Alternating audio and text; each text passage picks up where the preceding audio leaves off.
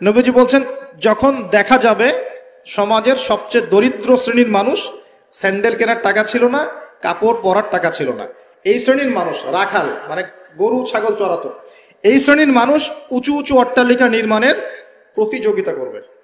ভালো করে বোঝেন, নবীজি বলছেন না ধনীরা, সমাজের ধনীরা অট্টালিকা নির্মাণের প্রতিযোগিতা করবে, নবীজি এই কথা বলছেন না হাদিসে। নবীজি বলছেন সবচেয়ে দরিদ্র শ্রেণীর মানুষ, রাখাল শ্রেণীর মানুষ, স্যান্ডেল নাই, গায়ে জামা নাই, এরা উঁচু উঁচু অট্টালিকা নির্মাণের প্রতিযোগিতা করবে। করছে কিনা? কিভাবে সম্ভব এই শ্রেণীর মানুষের অট্টালিকা নির্মাণ না নির্মাণের কম্পিটিশন করা কিভাবে সম্ভব?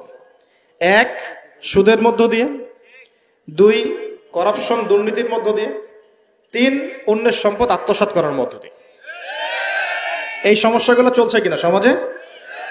এরাই যখন 10-20 তলা বিল্ডিং উঠাবে তখন তো আর মানুষকে মানুষই মনে করবে না। বুঝতে পারছেন না মনে হয়? এদের তো কোনো পড়াশোনা নাই, কোনো ব্যক্তিত্ব নাই, কোনো দিনই এলেম নাই, রুচিবোধ নাই, কালচার না, সামাজিক না, এর তো মানে অসামাজিক। এরা যখন, এদের হাতে যখন আপনি সম্পদ চলে যাবে, এরা তো সাধারণ মানুষকে মানুষই মনে করবে না, গরিব মানুষকে এরা কিছুই মনে করবে না, ও মনে করবে আমি সব কিছু। আমরা দেখেছি যার একটা বাড়ি আছে ঢাকায়, ও মানুষকে মানুষই মনে করে না, মানুষকে মানুষই মনে করে না, যে মনে করে আমি শহরের মালিক। হ্যাঁ, কি একটা অবস্থা মানুষের মধ্যে, যে কি অহংকার, কি আত্ম অহংকার, এই দালান কোঠার যে অহংকার, এই সমস্যাগুলো হলে আল্লাহ ভূমিকম্পতে ধসায় দিবেন না? দেখেন নাই কয়দিন আগে কি হলো? গতকালকে যে কোটিপতি ছিল তার পরের দিন রুটি নিয়ে দাঁড়ায় আছে, গতকালকে আইসক্রিম বিক্রি করেছে নাচানাচি করে, তারপরের দিন বসে আছে, কিচ্ছু নাই। আল্লাহ পাক এই পাপগুলা দেখে সবর করেছেন, ধৈর্য ধরেছেন, ধৈর্য ধরে এক সময় যখন আল্লাহ পাকের আযাব চলে আসছে, একবারে সব সমল উৎপাদিত হয়ে গেছে। আমরা তো কারো দুঃখে খুশি না, বরং এগুলো সারা দুনিয়ার মুসলমানদের জন্য শিক্ষা। সারা দুনিয়ার মুসলমান যে যেখানে আছি, আমাদের সবার জন্য এটা শিক্ষা। যদি এই পাপগুলোতে আমরা লিপ্ত হই, আল্লাহ পাক ছাড় দিলেও ছাড়বেন না। আল্লাহ পাক ছাড় দিবেন কিন্তু ছাড়বেন না। মানুষের মধ্যে এখন সম্পদের যে অহমিকা, গরিব মানুষকে মানুষই মনে করে না, খেটে খাওয়া মানুষকে মানুষই মনে করে না, রিক্সাওয়ালা যারা নিম্নবিত্ত, নিম্ন মধ্যবিত্ত, চা বিক্রি করে, পানের দোকান করে, হালাল খায়, কৃষক, এই মানুষগুলোকে এখন বড় লোকরা মানুষই মনে করে না। আর জাকাত তো দেয়ই না, জাকাত তো তার উপরে ছিল ফরজ, ওই জাকাত তো দেয়ই না যে এই খাবার তার কাছে পৌঁছাবে।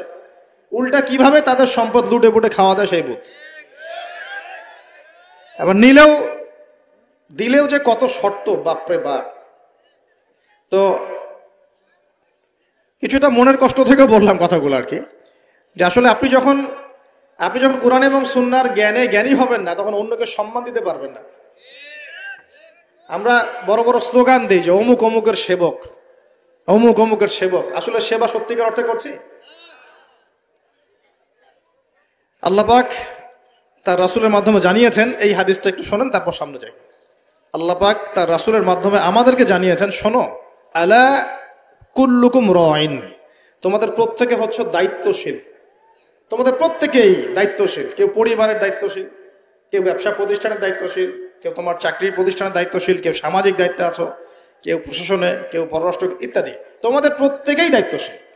কুল্লুকুম রাইন ওয়া কুল্লুকুম মাসউলুন আন রাইয়াতিহি, এবং তোমাদের প্রত্যেককে যার যার দায়িত্ব সম্পর্কে আল্লাহ কিয়ামতের মাঠে জিজ্ঞাসা করবে। আমরা কি উত্তর দেওয়ার জন্য প্রস্তুত আছি ভাই? সবার আগে আমি দেখি, আমি আমার উপর দায়িত্বশীল না? মনে করেন আমি বা আমাদের মতো যারা আছেন, যারা দায়ী ইলাল্লাহ, আলেম ওলামা, যারা উম্মার জন্য ভালো চিন্তা করেন, জনগণকে পথ দেখানোর চেষ্টা করেন, তাদের উপর সবচেয়ে বড় আমানত হচ্ছে কোরআন এবং হাদিস। তাদের উপর সবচেয়ে বড় আমানতটা কি? কোরআন এবং সুন্নাহ, এই জ্ঞানটাকে সত্যটাকে স্পষ্ট করে দেওয়া, এইটার আলোকে সত্য মিথ্যাকে স্পষ্ট করে দেয়া। কতজন মানুষ এই কাজটা করতেছে? কেউ হিকমার দোহাই পেরে সত্য মিথ্যা স্পষ্ট করে না, কেউ চাকরি চলে যাবে এই ভয়ে সত্য কথা বলে না, কেউ আমার এই হবে সেই হবে কত কিছু চিন্তা করে সত্যের সাথে মিথ্যা তালগোল পাকায় সময় পার করতেছে। ওয়াজ মাহফিল বাংলাদেশের দিন প্রচারের একটা অন্যতম প্ল্যাটফর্ম। এই সারা দেশে মনে হয় প্রতিদিন 100-200 মাহফিল হয় কি না? কিন্তু আপনি দেখবেন প্রচুর মাহফিল অহেতুক গাল গল্প কেচ্ছা কাহিনী টাইম নষ্ট করে। হয়তো একজন আয়োজন করেছে, ওদের টার্গেট আমি টাকা কালেকশন করব, আর বক্তাও এখানে সুযোগ নেবে, কালেকশনে এত পার্সেন্ট আমার, ঠিক আছে। তারপরে জনগণও আসবে, কেউ আসছে ভিডিও করতে, কেউ সেলফি উঠাইতে, কেউ এইটা কেউ সেইটা, ওদিকে চানাচুর খাচ্ছে, ওদিকে মেলা লাগছে, এরকম দেখেন। এক একজন এক এক উদ্দেশ্য। আসলে উদ্দেশ্য কি আমার এখানে? উদ্দেশ্য হবে আমি আল্লাহর দ্বীনের সত্য কথাগুলো কোরআন সুন্নাহর মানদণ্ডে যাচাই বাছাই করে যুগোপযোগী ভাবে জনগণের বুঝ অনুযায়ী তাদেরকে বুঝিয়ে দিয়ে আসবে। জনগণ কি করবে? অডিয়েন্স তারা এখানে আসবে একটা নিয়াতে, আমরা কোরআন সুন্নাহ শুনবো, কোরআন সুন্নাহর কথাগুলোকে মেলাবো, যাচাই করব, যদি কোরআন সুন্নাহর সাথে মিলে যায় আমি গ্রহণ করবো। যদি বক্তার কথা কোরআন সুন্নাহর সাথে না মেলে আমি নিব না। আমি কেন, যত বড়ই বুজুর্গ বক্তা আসুক না কেন, আলেম আসুক না কেন, কোরআন সুন্নাহর সাথে যদি তাদের কথাগুলো মিলে না যায় সেই কথা কখনোই আপনি গ্রহণ করবেন না। করবেন? কখনো কখনো কেউ অজ্ঞতাবশত এমন কথা বলতে পারে যেটা কোরআন সুন্নাহয় নাই। এটা যদি অজ্ঞতাবশত হয় তাহলে সে জ্ঞান অর্জন করলে আপনাকে শুধরে দিবে ইনশাআল্লাহ। আর যদি কেউ কেউ ইচ্ছা করে এগুলো করে তাহলে আপনার উপর দায়িত্ব হচ্ছে কোরআন সুন্নাহর মানদণ্ডে যাচাই করে তার কথা গ্রহণ করা। এই কাজটাই বা কয়জন করে? শ্রোতাদের মধ্যে অনেকে আসছি বক্তাকে একবার দেখবো চলে যাবো, কেউ আসছে সেলফি উঠা, কেউ মোবাইলে ছবি তুলবে, কেউ ভিডিও করবে। প্রতিটা কাজের উদ্দেশ্য কি? আমাদের দ্বীনি কাজের উদ্দেশ্য হবে এই কাজগুলোর ওসিলায় পরকালে আল্লাহর নাজাত যেন পাই ইনশাআল্লাহ, এবং দুনিয়াতে আল্লাহর দ্বীন যেন এগিয়ে যায়, উপকৃত হয়। আর রিজিক, টাকা পয়সা, উন্নয়ন সবকিছু আল্লাহ পাকে দিবে ইনশাআল্লাহ। তার আল্লাহ দিবেন না? ইসলামপন্থীদের হাতেই সবচেয়ে বেশি রিজিক থাকবে ইনশাআল্লাহ, ইসলামপন্থীদের হাতেই সবচেয়ে বেশি সচ্ছলতা থাকবে ইনশাআল্লাহ। আর আগামীতে যে দিন আসতে যাচ্ছে, যে অর্থনৈতিক সংকটময় বিশ্ব আসতে যাচ্ছে, এই সময় যে কোরআন সুন্নাহর আলোকে ইকোনমিক্স ঢেলে সাজাবে সেই পার পাবে, অন্য কেউ পার পাবে না। বিশ্বাস করছেন না? দেখে নিয়ে যাকাত যদি এখনো চালু না হয় তাহলে গরিব মানুষের পেটে এবার লাথি মারা হবে সামনে, দেখে নিয়ে। যাকাত চালু করতে হবে। খালি কোটি কোটি টাকা প্রতি মাসে মাসে কামাই করব, যাকাত দিব না, এটা বাদ দিয়ে দেন। যাকাত যে দিবে না সেও বিপদে পড়বে, যাকাত যাকে দেয়া হবে না তারও অর্থনৈতিক মন্দা শুরু হয়ে যাবে। যাকাত আল্লাহ পাক দিয়েছেন কোরআনের। কোরআনের অর্থনীতি মানে যাকাত, কোরআনের অর্থনীতি মানে ব্যবসা, কোরআনের অর্থনীতি মানে সাদাকা, কোরআনের অর্থনীতি মানে কৃষিভিত্তিক অর্থনীতি। এই পুরো বিষয়গুলোর মধ্যে সারা বিশ্বের অর্থনীতি পড়ে যায়। কিন্তু এখন আমরা এগুলো সব না হলেও অনেকগুলো অংশ সরিয়ে দিয়ে সুদ চালু করে এটা দিয়ে খাচ্ছি আর কি। সুদের পরিণাম ধ্বংস হবেই হবে, আজ হোক আর কাল হোক সুদ ধ্বংস হবেই হবে। সারা দুনিয়া এখন দেখছে যে সুদ কিভাবে ধ্বংস হয়, সারা দুনিয়া এখন দেখছে সুদ কিভাবে ধ্বংস হবে। মনে রাখবেন, এর ফলে শুধু এক শ্রেণীর মানুষই লাভবান হবে। কোন শ্রেণী? যারা বুর্জোয়া শ্রেণী, যারা পুঁজিবাদী শ্রেণী, যারা ধনিক শ্রেণী, যাদের হাতে সম্পত্তি কুণ্ঠিগত থাকবে, এরা হয়তো পার পেয়ে যাবে এই দুনিয়াতে। কিন্তু মধ্যবিত্ত শ্রেণী আর নিম্ন মধ্যবিত্ত শ্রেণীর জীবনে এমন দুর্ভোগ নেমে আসবে সামনে, দেখে নিন কি হয়। সুদের পরিণতি হচ্ছে ধ্বংস, সুদের পরিণতি মানেই ধ্বংস। সুদ যখন চালু হবে তখন আল্লাহ পাক কোরআনে বলছেন, ও যে ব্যক্তি সুদ খেলো সে যেন আমার এবং আমার নবীর সাথে যুদ্ধ করলো। আর এটা বলি তাহলে বুঝবেন, সূরা বাকারায় 279-80 এই আয়াতগুলোর দিকে আছে, 79-81। আল্লাহ পাক বলছেন, ইয়া আইয়ুহাল্লাযীনা আমানু, হে মুমিনগণ, ইত্তাকুল্লাহ, তোমরা আল্লাহকে ভয় করো। আল্লাহর কথা সহজ না? তোমরা আল্লাহকে ভয় করো। ওয়াযারু মা বাকিয়া মিনার রিবা, সুদ ছেড়ে দাও, সুদের অবশিষ্ট অংশ ছেড়ে দাও, মানে সুদ ছেড়ে দাও। ওয়া ইল্লাম তাফআলু, যদি তোমরা সুদ না ছাড়ো, ফাআযানু বিহারবিন মিনাল্লাহি ওয়া রাসূলিহি, তাহলে আল্লাহ এবং তার রাসূলের সাথে যুদ্ধের ঘোষণা শুনে রাখো। কার কথা এটা? আমি বানিয়ে বললাম? আপনার কিতাব, এই কিতাব আপনার বাসায় নাই? আপনি কি এই কিতাবের জন্য জীবন দিতে চান না? যখন এই কিতাবকে কেউ অবমাননা করে আপনার তো গা জ্বলে, হৃদয় রক্তক্ষরণ হয়। কয়দিন আগে ওই যে সুইডেন না ডেনমার্ক, হ্যাঁ আমি নামও ভুলে গেছি, ভুলে যাওয়াই ভালো, এগুলো মনে রাখাই খারাপ, কারণ এদেরকে মনে রাখে কি হবে? শুধু প্রথম কথা হচ্ছে যে ওই ওই পশ্চিমা সভ্যতার মধ্যেই যারা বাক স্বাধীনতার কথা বলে, ব্যক্তি স্বাধীনতার কথা বলে, আর তাদের বাক স্বাধীনতা মানে হচ্ছে ছেলে ছেলে বিয়ে করতে পারবে, এটা ব্যক্তি স্বাধীনতা। আর বাক স্বাধীনতা মানে ইসলামের বিরুদ্ধে যা ইচ্ছা তাই বলতে পারবে, ইসলামের বিরুদ্ধে যা ইচ্ছা তাই বলতে পারবে, এটা হচ্ছে বাক স্বাধীনতা। আর আল্লাহ পাকের বিধানের বাইরে যা ইচ্ছা তাই করতে পারবে, মদ খাবে, সুদ খাবে, ঘুষ খাবে, জেনা করবে, পর্নোগ্রাফিতে থাকবে, যা ইচ্ছা করবে, এর নাম হলো ব্যক্তি স্বাধীনতা।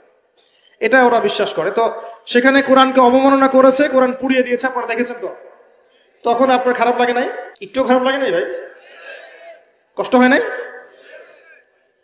যদি সে আপনার ছেলে হতো আপনি কি করতেন বলেন? আপনার ছেলে যদি কোরআন পুড়িয়ে দিত কি করতেন? এখন আমাকে বলেন ওই কোরআনেই আছে সুদ খাওয়া মানে আল্লাহ এবং তার রাসূলের সাথে যুদ্ধ করা। আমি আর আপনি যে মানছি না, এখন আমাদের কি হবে বলেন? সে তো অমুসলিম, কোরআনে কি আছে জানেই না বেচারা। কোরআনের প্রতি অনেক ক্ষোভ, কারণ কোরআন ওদের সমস্ত জাহিলিয়াত অন্যায়ের বিরুদ্ধে কথা বলে। এই জন্য কোরআনকে পুরা দিতে চায় এবং নবীকেও গালিগালাজ করে, তাই না?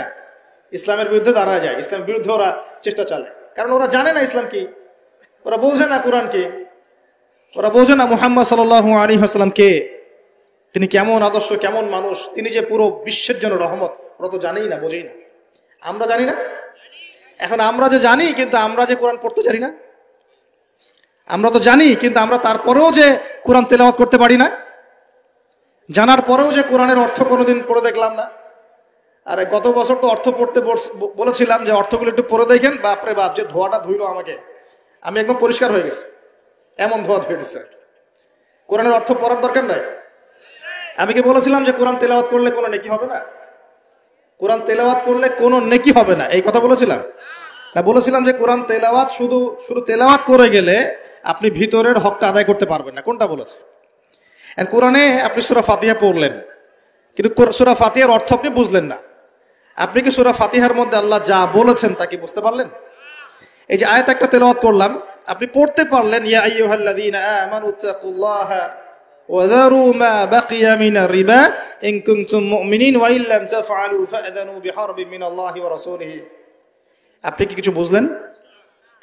তেলাওয়াত তো করলেন, প্রত্যেক হরফে 10 নেকি হলো, আপনার আমলনামায় প্রত্যেক হরফে 10 নেকি হলো, ঠিক আছে, বুঝলাম, মানলাম, কিন্তু এই আয়াত যে আপনি বুঝতে পারলেন না। কিন্তু এখন আমি যদি বলে দেই আয়াতের অর্থটা এমন, হে মুমিনগণ আল্লাহকে ভয় করো, সুদ ছেড়ে দাও, যদি না ছাড়ো আল্লাহ এবং তার রাসূলের সাথে যুদ্ধের ঘোষণা শুনে রাখো, এবার কি কিছু বুঝতে পারলেন? বুঝতে পারেন নাই? তাহলে অর্থের দরকার নাই ভাই।